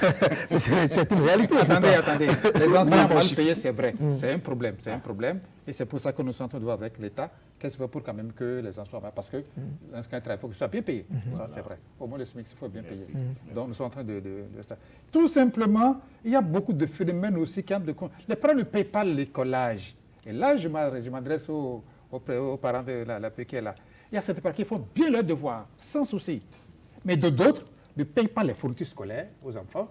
Ils ne payent pas l'écolage aux enfants. Alors, il faut les renvoyer. M. Aye a dit tout à l'heure qu'il y a un taux énorme d'impayés à l'université. Mais dans ces conditions, le promoteur qui est là, qui n'arrive pas à payer, ça ne dépend pas de lui. S'il n'arrive pas à recouvrir les frais d'écolage, il ne pourra pas payer les enseignants. Les enseignants, tout ça pose un problème. Donc, ça fait un ensemble. Par rapport aux chiffres, ce débat s'est posé sur les réseaux sociaux. Les établissements privés, souvent, ils vous parlent du 100%. Quand vous présentez 2 candidats, ça dépasse les 100%. Comparativement au public, c'est 100%. qui présente 70 personnes. Donc, c'est un peu du floutage. Non, c'est un phénomène réel. C'est-à-dire que dans les publicités, on dit 100% au CEP, 100% au BPC, 100% au bac, alors que peut-être c'est un candidat ou 2 que l'école a présenté au bac, mais ça fait 100%. Alors quand les parents entendent justement que les chiffres extraordinaires d'une école, ils ont tendance à y inscrire les enfants. Excusez-moi, mais les parents ne sont pas des godillots. Quand vous voyez un établissement où il n'y a que 2 personnes, et on dit qu'ils ont eu les 100%, vous avez d'autres établissements où ils sont 30 et ils n'ont eu qu'une personne. Et vous voyez un établissement comme Notre-Dame, rempli bourré, qui a 90%, quand même. Il faut qu'il y ait le bon sens. Vous savez, nous sommes très en retard en Afrique. Les parents ne sont pas plus godillés, mais il y a des parents qui ne s'intéressent peut-être pas du tout. Et c'est grave. C'est de là leur responsabilité. Et je vous fais une confidence. À l'école et tout. Pourquoi les examens nationaux nous ont sauvés dans l'enseignement supérieur privé? Les parents disent, il a payé pour son enfant au secondaire. Il doit avoir la licence, doit avoir son master. Il a payé 300 000 pour son enfant au secondaire. L'enfant vient à l'université, il l'a mis en tertiaire. Les gens lui ont fait des réductions. Il paye 250 000. Et il dit, comme j'ai beaucoup payé, l'enfant doit avoir la licence au terme des 3 ans. Et comme il y a eu les examens nationaux, on a dit, l'enfant doit avoir validé sa licence parce qu'en réalité, le diplôme, c'est l'école. C'est les 180 crédits. L'État va faire le contrôle pour voir si effectivement ça se passe bien. Et quand vous les envoyez, vous dites aux parents, écoutez, il n'a pas validé ici, la DEC, le ministère va refuser qu'on l'engage. Et c'est là où ils disent, ah, mais vous ne pouvez pas arrondir. Non, il y a des conseils scientifiques. Et là, ils ne peuvent plus faire. Il y a eu un phénomène qui s'est développé, toujours avec les parents et certains enseignants véreux. Ils ont commencé à faire des TD parallèles pour envoyer en candidature libre. Donc, ils vont en candidature libre avec leur mauvais niveau. Et ceux qui se sont mis là-bas sont des enseignants qui, depuis les BTS, étaient dans les structures d'État et qui donnaient les épreuves. Donc, ils filent les informations. Et donc, depuis quelques années, le ministère a dit, OK, on détecte quelqu'un, on le met de côté et on le poursuit. Et c'est en train de cesser. Et vous allez voir, au fur et à mesure, il y aura de la qualité. Pour peu que le public, le privé se tienne la main et que ceux qui nous dirigent écoutent. Personne n'a la science infuse. Ceux qui nous dirigent écoutent. On a déjà la chance qu'ils aient eu, dès le départ, la vision. Il faut que nous accompagnions la vision et qu'il n'y ait pas d'a priori, je sais tout, on ne finit jamais d'apprendre. Vous imaginez que dans les pays qu'on veut imiter, tous les 2 ans, tous les 3 ans, on bloque certaines formations pour aller vers les formations qui donnent. Et puis après, donc c'est un jeu de balancier. Les gens ne comprennent pas cela. Et on vous dit, comme vous avez bloqué, on vous retire l'agrément. Et pour aller à l'agrément, pour faire, c'est des millions qu'on dépense. Parce qu'il faut réunir de la paperasse. Encore qu'aujourd'hui, on est en ligne et qu'on fait des choses. Je vais également vous dire quelque chose. Vous n'allez pas pouvoir tout dire. Non. Il y a une petite nuance. Je suis à épais. Je veux que mon enfant comprenne comment, à Los Angeles, un avocat plaide. Je dis, vous allez avoir une coupure, vous allez avoir une coupure et on vous fera une retransmission avec des correspondants. C'est de l'Internet. Après, vous leur dites, il y a un décalage horaire. Donc, ce sera dans la nuit. Est-ce que vous ne pouvez pas activer pour 300 francs d'Internet et pour qu'on vous alimente? Wow. Alors que pour venir sur le site, ils ont dépensé 500 francs à 800 francs, deuxième million, avec le risque d'accident. Vous voyez, donc il faut qu'on discute avec les parents, puisque nous sommes tous des parents. C'est aussi peut-être parce que les parents ne sont pas informés, suffisamment sensibilisés, qu'ils méconnaissent ces choses-là. On va finir par où on a commencé. Vous avez entamé cette émission par un constat, à savoir la réduction des effectifs, notamment dans le privé. Monsieur Onyo, c'est le cas chez vous aussi? Vous avez constaté que l'effectif a dans les lycées privés, c'est déjà une habitude. Vous saviez, hier à une réunion au niveau du ministère, on disait, mais les enfants, entre-temps, quand ils démarchent le lycée public et qu'ils n'ont pas été sélectionnés, ils vont dans les lycées privés, s'inscrivent dans les lycées, entre griffes, sérieux. Ils valident l'année, ils passent en classe supérieure, ils demandent à être transférés dans les lycées publics. Très bien. Et ils les acceptent. Voilà. Il y a des établissements qui ont existé, qui existent depuis des années, mais qui n'arrivent pas à présenter des candidats au baccalauréat technique, au diplôme de technicien, parce qu'ils n'ont pas d'effectifs. Je prends par exemple la première de ma classe d'informatique, une fille. Elle brille très bien. Je l'ai déjà transférée au lycée Akasato, au lycée Koulibaly. Vous imaginez? Mes meilleurs élèves, parce qu'entre-temps, ils ont toqué à la porte du lycée. Ça n'a pas marché. Ils sont venus chez nous. On utilise les mêmes enseignants, la même qualité de formation. Mais dès qu'ils ont réussi, ils ont demandé à partir là-bas. Donc, les parents pensent que c'est rentable pour nous. Il y a des effectifs en seconde.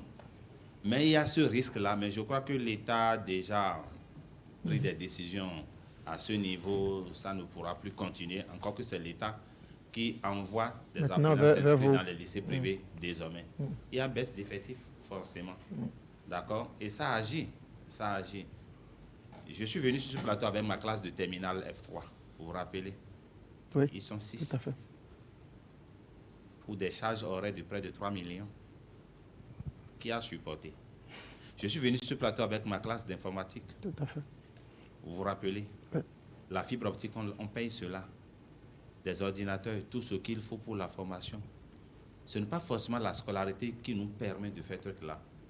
Mais la vision étant une lycée, on est obligé d'être dans la prestation de services, comme l'a dit le doyen tout à l'heure. On est obligé d'avoir des ateliers, des laboratoires pour pouvoir compenser. Sur ce plateau, nous sommes avec la filière métier de mode et de vêtements. Vous leur demandez, ils ont des machines industrielles dans leurs ateliers. On a du courant qu'on va utiliser. On a tout ce qu'il faut pour les former. Et ça a un coût. D'accord? Et le mieux pour nous, c'est d'avoir de l'effectif. Je rends grâce à Dieu, puisque derrière le travail, il y a la récompense. Puisqu'on a donné de très bons résultats aux derniers examens, je crois que les parents nous font davantage confiance. Je ne sais pas si j'ai répondu à votre question, mais c'est un constat général. Il y a baisse des effectifs. On fait avec. On ne peut qu'améliorer nos résultats pour gagner davantage de la confiance des parents. J'ai surtout mis l'accent sur un phénomène qui m'a rappelé un constat que j'ai fait en Guinée, Conakry. Ici au Bénin, lorsque vous passez le bac et que vous avez envie d'aller dans une école de formation en médecine, c'est très difficile. Vous savez, les conditions de sélection, les conditions de formation, de passage sont rigoristes. Et du coup, il y a une quantité considérable d'étudiants béninois qui se retrouvent en Guinée. Pas seulement Guinée, en Côte d'Ivoire. Oui, dans la sous-région, même je crois le Burkina aussi, le Niger, non, aussi, si je me trompe. Et quand ils se font former dans ces pays-là, en tout cas, je parle de l'exemple que je connais, à savoir la Guinée-Conakry, mais ils sont tellement nombreux, les étudiants béninois en médecine là-bas. Et quand ils finissent leur formation, ils viennent ici sur le marché, ils sont recrutés. Ils sont recrutés. Alors, je veux dire, quel est ce phénomène? Pourquoi rejeter des gens? Parce qu'on estime qu'ici, il y a la rigueur, ici de suite, et puis ils se font former ailleurs où on estime que c'est peut-être pas si bien que ça. Mais ils reviennent servir dans le même pays, soigner des citoyens béninois. C'est un constat. Bon, c'est parce que vous avez donné votre exemple que ça m'en suis souvenu. Alors ici, par rapport à la baisse des effectifs, qu'est-ce qui peut l'expliquer à votre niveau? Moi, je ne serai pas long. La baisse des niveaux, comme il a dit, les parents, à cause des conditions financières préfèrent envoyer les enfants dans les collèges et écoles publiques. Il y a ça. Il y a aussi... Pourquoi vous ne pensez pas que c'est parce que peut-être l'école publique est en train de changer aujourd'hui, en train de s'améliorer? Non, j'en reviens. Il n'y a plus de grève. Non, il y a le... Non, je reviens. Oui. Là aussi, c'est aussi... La responsabilisation Il n'y a plus de grève, il y a tout ça là. Et nous sommes devenus, les privés sont devenus des modèles pour l'État.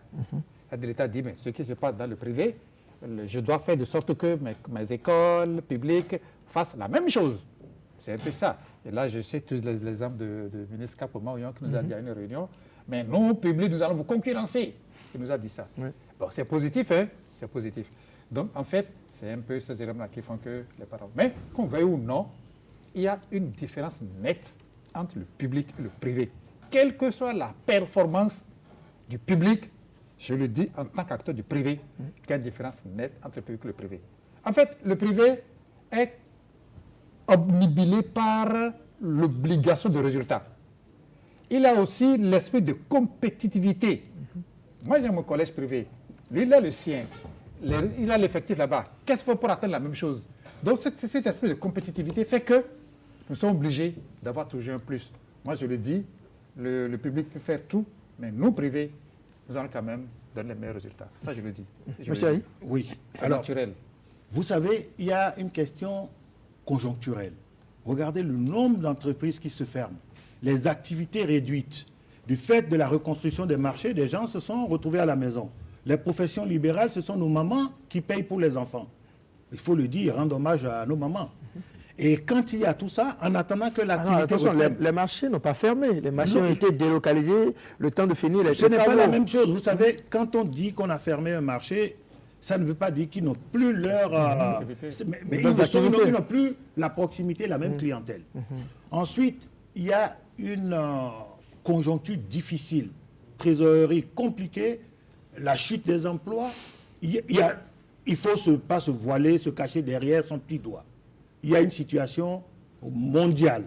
Alors, vous êtes chercheur, M. Aïe. Oui. Et vous avez fait ici, sur ce plateau, et pendant de longues minutes, la promotion des filières techniques, la nécessité d'améliorer la qualité de la formation. Oui. Mais vous savez que nous sommes dans un pays où l'État investit beaucoup, il y a beaucoup de chantiers, beaucoup de travaux dans plusieurs domaines. Oui. Et ça fait des opportunités, notamment pour la main-d'œuvre que vous formez, pour les étudiants que vous formez. Oui, mais vous êtes en train de dire pourquoi les établissements se vident. Oui. Les établissements, même les écoles spécialisées publiques, connaissent la chute.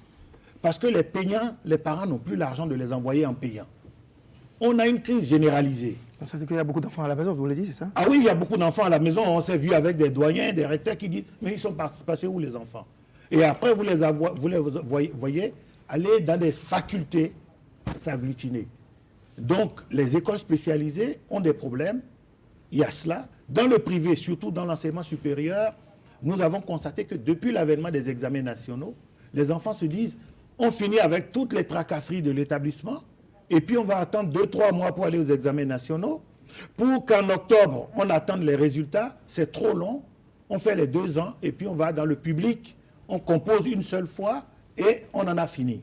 Surtout qu'il y a aujourd'hui certaines spécialités qui se retrouvent aussi bien dans le privé que dans le public. Et la troisième chose qui fait que le problème se pose, il y a beaucoup qui voyagent. Je voudrais également vous apporter, par rapport à la situation de la Guinée-Conakry, ce n'est pas la seule situation. Aujourd'hui, ils viennent, on les recrute. Comme la France refuse de prendre des étudiants, des jeunes béninois pour les former parce qu'ils ont le numerus clausus, parce qu'ils veulent protéger d'une part le marché, mais un plateau technique pour former des 50 étudiants en médecine, il faut compter à la fin de l'année, même pour la faculté de médecine de Cotonou ou de Parakou, il faut compter que l'État dépense un minimum de 10 millions. Donc plus vous les avez, il y a ça, et ils vont se marcher sur les pieds. Donc on est obligé de restreindre. Et comme ils vont dans d'autres pays le faire, et ils viennent, et que le besoin se fait sentir, on les prend.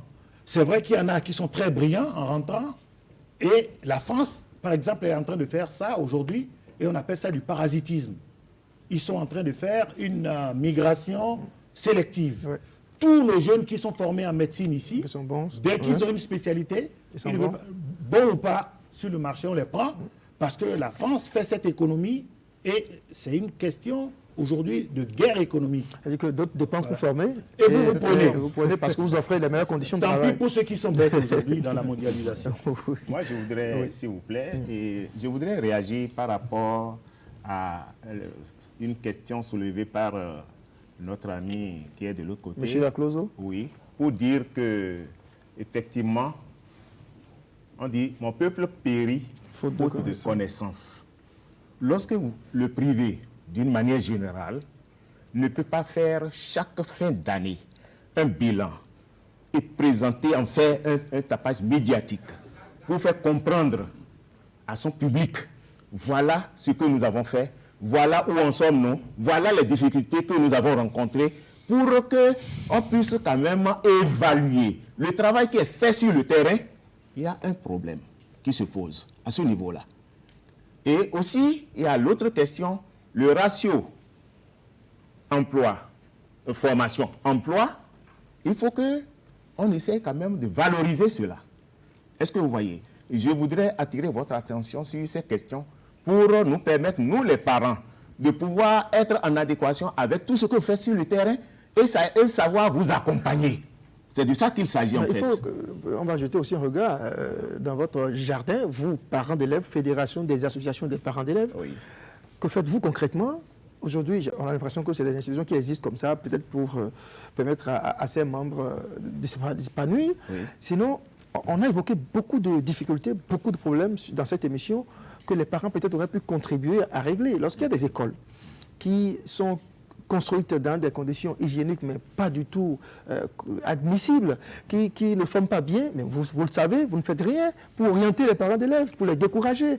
Vous ne faites rien, on ne vous sent pas. Monsieur le journaliste, permettez-moi de vous dire que nous avons fait un constat amer au niveau donc des privés, d'une manière générale. Il n'y a pas d'école sans parents d'élèves, sans élèves, sans enfants. Lorsque les parents d'élèves ne sont pas organisés pour accompagner ce qui se fait dans un établissement privé, il y a problème. Et c'est ça, c'est la remarque que nous, au niveau donc de la sphère associative, nous avons constaté, et ce serait vraiment intéressant que le privé puisse corriger cet état de choses. Rassemblez les parents, écoutez-les, mettez sur pied un petit noyau, un petit bureau pour accompagner ce que vous faites sur le terrain. Cela va vous aider. C'est ce bureau-là qui va même valoriser beaucoup plus ce que vous faites sur le terrain. Il y a aussi des écoles où il y a des APE dont les membres n'ont même plus d'enfants dans les écoles. Il y a encore plus grave, monsieur le représentant, c'est qu'il y a des parents d'élèves, au lieu d'accompagner, détruisent.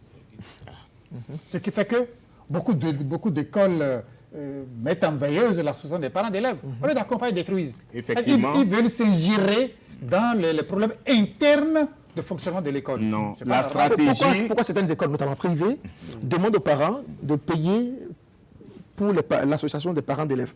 On doit leur verser un petit quota pour le fonctionnement. Pourquoi? Oui, en fait, lorsque on ne peut pas vouloir de quelque chose et son contraire, lorsque vous engagez des gens pour une mission, il faut pouvoir les accompagner. Juste un minimum pour leur déplacement. Vous comprenez? Je suis parent de c'est ça, c'est que mon enfant n'aime pas entendre. Dans une école et je veux encore qu'on me paye pour aller suivre mon enfant. C'est ce que les établissements, c'est-à-dire d'une manière générale, les privés n'aiment pas entendre. Débourser un petit quelque chose pour mettre à disposition. Au fait, la stratégie au niveau de la sphère associative aujourd'hui est différente de ce que nous avons vécu hier. C'est une remarque pertinente que vous avez soulevée tout à l'heure en disant que plutôt que ces bureaux-là vous accompagnent, ils vous détruisent. Ça là, c'est vrai. Ça là, c'était hier. Mais aujourd'hui... Non, c'était hier. Aujourd'hui, nous avons été formés. Nous avons été formés pour que nous puissions mettre à disposition donc des écoles qui sont dans notre sphère associative un certain nombre de choses à faire pour accompagner réellement ce qui se fait d'une manière générale. Et beaucoup n'ont pas encore compris qu'il faut essayer donc de saisir cette opportunité pour faire valoir beaucoup de choses au niveau donc, de leur établissement. Moi, j'ai un message à passer aux parents d'élèves. arrangeons-nous tous pour être dans les associations de parents d'élèves, puisqu'on paye de l'argent pour ces associations-là. Alors, apparemment, il paraît que c'est pour le fonctionnement. Voilà. Au niveau de certains collèges privés, on observe qu'il y a le mercantile qui est en train de prendre le dessus sur l'éducatif. Vous avez des enfants impliqués dans du CESTAP, dans du trafic, de la consommation de la drogue. Le censeur qui décide de sanctionner. Mais le promoteur se disant que ces enfants payent mieux, scolarité, on ne peut pas les renvoyer. Voilà un phénomène qui s'observe. Je voudrais demander aux promoteurs, aux associations, d'avoir un œil là-dessus. Merci. Merci. Voilà. OK. Monsieur, je n'arrive toujours pas à retenir le nom, Bado Todé. Voilà, Georges. Merci beaucoup. Et je voudrais réagir par rapport à la préoccupation de mon ami. Vous savez, ces promoteurs-là qui protègent des apprenants indélicats, ce sont des aventuriers. Quelqu'un qui veut le bien de son pays, qui veut que ces enfants-là, à lui confier, deviennent quelque chose demain, il ne peut pas protéger des mauvaises graines qui viendront gangréner la troupe. Il est important que nous, enseignants, promoteurs d'établissements privés, nous soyons conséquents envers nous-mêmes. On ne peut pas vouloir quelque chose de son contraire. Chez moi, par exemple, l'association des parents d'élèves est intimement liée à la prise de décision d'exclure ou bien de maintenir certains élèves qui sont indélicats. Nous ne sommes pas là pour chasser les mauvais élèves. Mais lorsque le cas est criard et que l'ensemble décide de l'exclure, le promoteur ne peut rien faire. Il subit la décision de l'ensemble, c'est-à-dire du conseil de discipline auquel l'enfant indélicat a été convoqué. Et je voudrais nous inviter à faire pareil dans tous nos établissements pour la bonne marche de nos écoles et également pour la bonne éducation que nous souhaitons tous pour nos enfants. Merci. Merci beaucoup. C'est sur cette exhortation de M. Georges Bado Todé que on a conclu. On a des mots de fin. Non, vous avez tellement parlé, M. Apoji. Quel mot de fin vous voulez encore donner? Je vous donne 2 secondes parce que là, franchement, on a fini cette émission. Nous avons un atout très important maintenant aujourd'hui pour l'éducation nationale. Lequel? Le CNE. Il fait du bon travail. Deuxième chose, Conseil national de l'éducation. on aurait souhaité qu'il y ait une réflexion sur l'intervention des privés dans le système. Opportunités, difficultés, perspectives. Troisième chose, on aurait souhaité quand même qu'il y ait un cadre d'échange entre le privé et le public. Parce qu'il y a beaucoup d'atouts qu'on peut faire développer. Puis quatrième chose, on aurait souhaité quand même que le gouvernement ait une politique de l'intervention des privés dans le système. Une politique. C'est à eux de choisir quelle politique il faut faire. Le gouvernement doit jouer. Et enfin, le dernier appel que je vais lancer, je termine par ce que mon ami de Sainte-Félicité a dit, un appel aux promoteurs pour que nous soyons quand même sérieux dans nos comportements vis-à-vis de ce que nous faisons, pour que nous soyons crédibles. Voilà ce que je voudrais dire avant la fin. D'accord. On va écouter M. Aïe avant vous. Votre mot de la fin. Non, je pense que tout a été dit et nous restons sereins et gardons fermement l'espoir qu'avec les réformes, avec la bonne intelligence entre les acteurs publics, privés et les autorités, les parents et nos enfants, nous puissions faire en sorte que les défis soient relevés, parce que demain, c'est d'abord eux. Nous, on sera sous terre. Merci. Vous serez sous terre le plus tard possible. Monsieur, oui, je voudrais vous remercier très sincèrement, monsieur le journaliste, remercier tous ceux-là qui sont ici présents pour tout ce qui a été dit. Et dire que le gouvernement a une obligation à cernir le milieu au niveau donc du privé. Il y a beaucoup de choses qui se font en mal. Il faut se regarder en face pour le dire, mais il faut nécessairement que le gouvernement puisse essayer donc d'assainir le milieu pour faire ressortir ceux-là, ces établissements privés, ces universités privées qui font vraiment beaucoup de choses en bien. Je voudrais aller pour dire qu'au niveau, par exemple, de la Côte d'Ivoire, un droit comparé, excusez-moi beaucoup, au niveau de la Côte d'Ivoire, il y a ce que vous avez dit tantôt, le monsieur là a soulevé, où l'État reverse un certain nombre d'étudiants dans le privé et déversent de l'argent pour leur formation. Donc, si on peut déjà aller dans ce sens, pourquoi pas dans mon pays, le Bénin, ce serait un atout très, très important parce que le privé fait beaucoup de choses en bien. Il faut reconnaître ça. Voilà. Merci beaucoup. Merci. Le privé fait beaucoup de choses en bien. En l'occurrence, notre ami M. Onyo Yaovi, télésport sur ce plateau, fondé du CHTC. Merci, M. André, merci à Canal 3 Bénin. J'aurais souhaité qu'il y ait encore une troisième émission par rapport à la rentrée. Qui sera consacrée à l'enseignement technique et la formation professionnelle.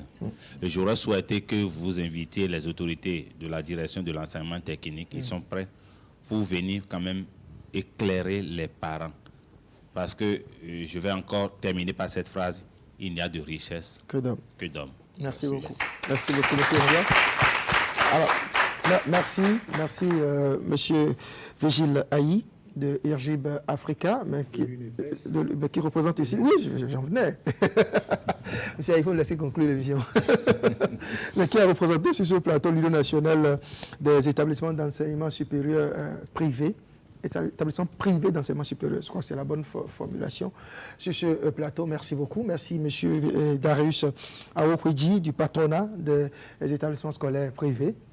Monsieur Gilbert Apo de la Fédération des associations des parents d'élèves, secrétaire général de la section du département du littoral.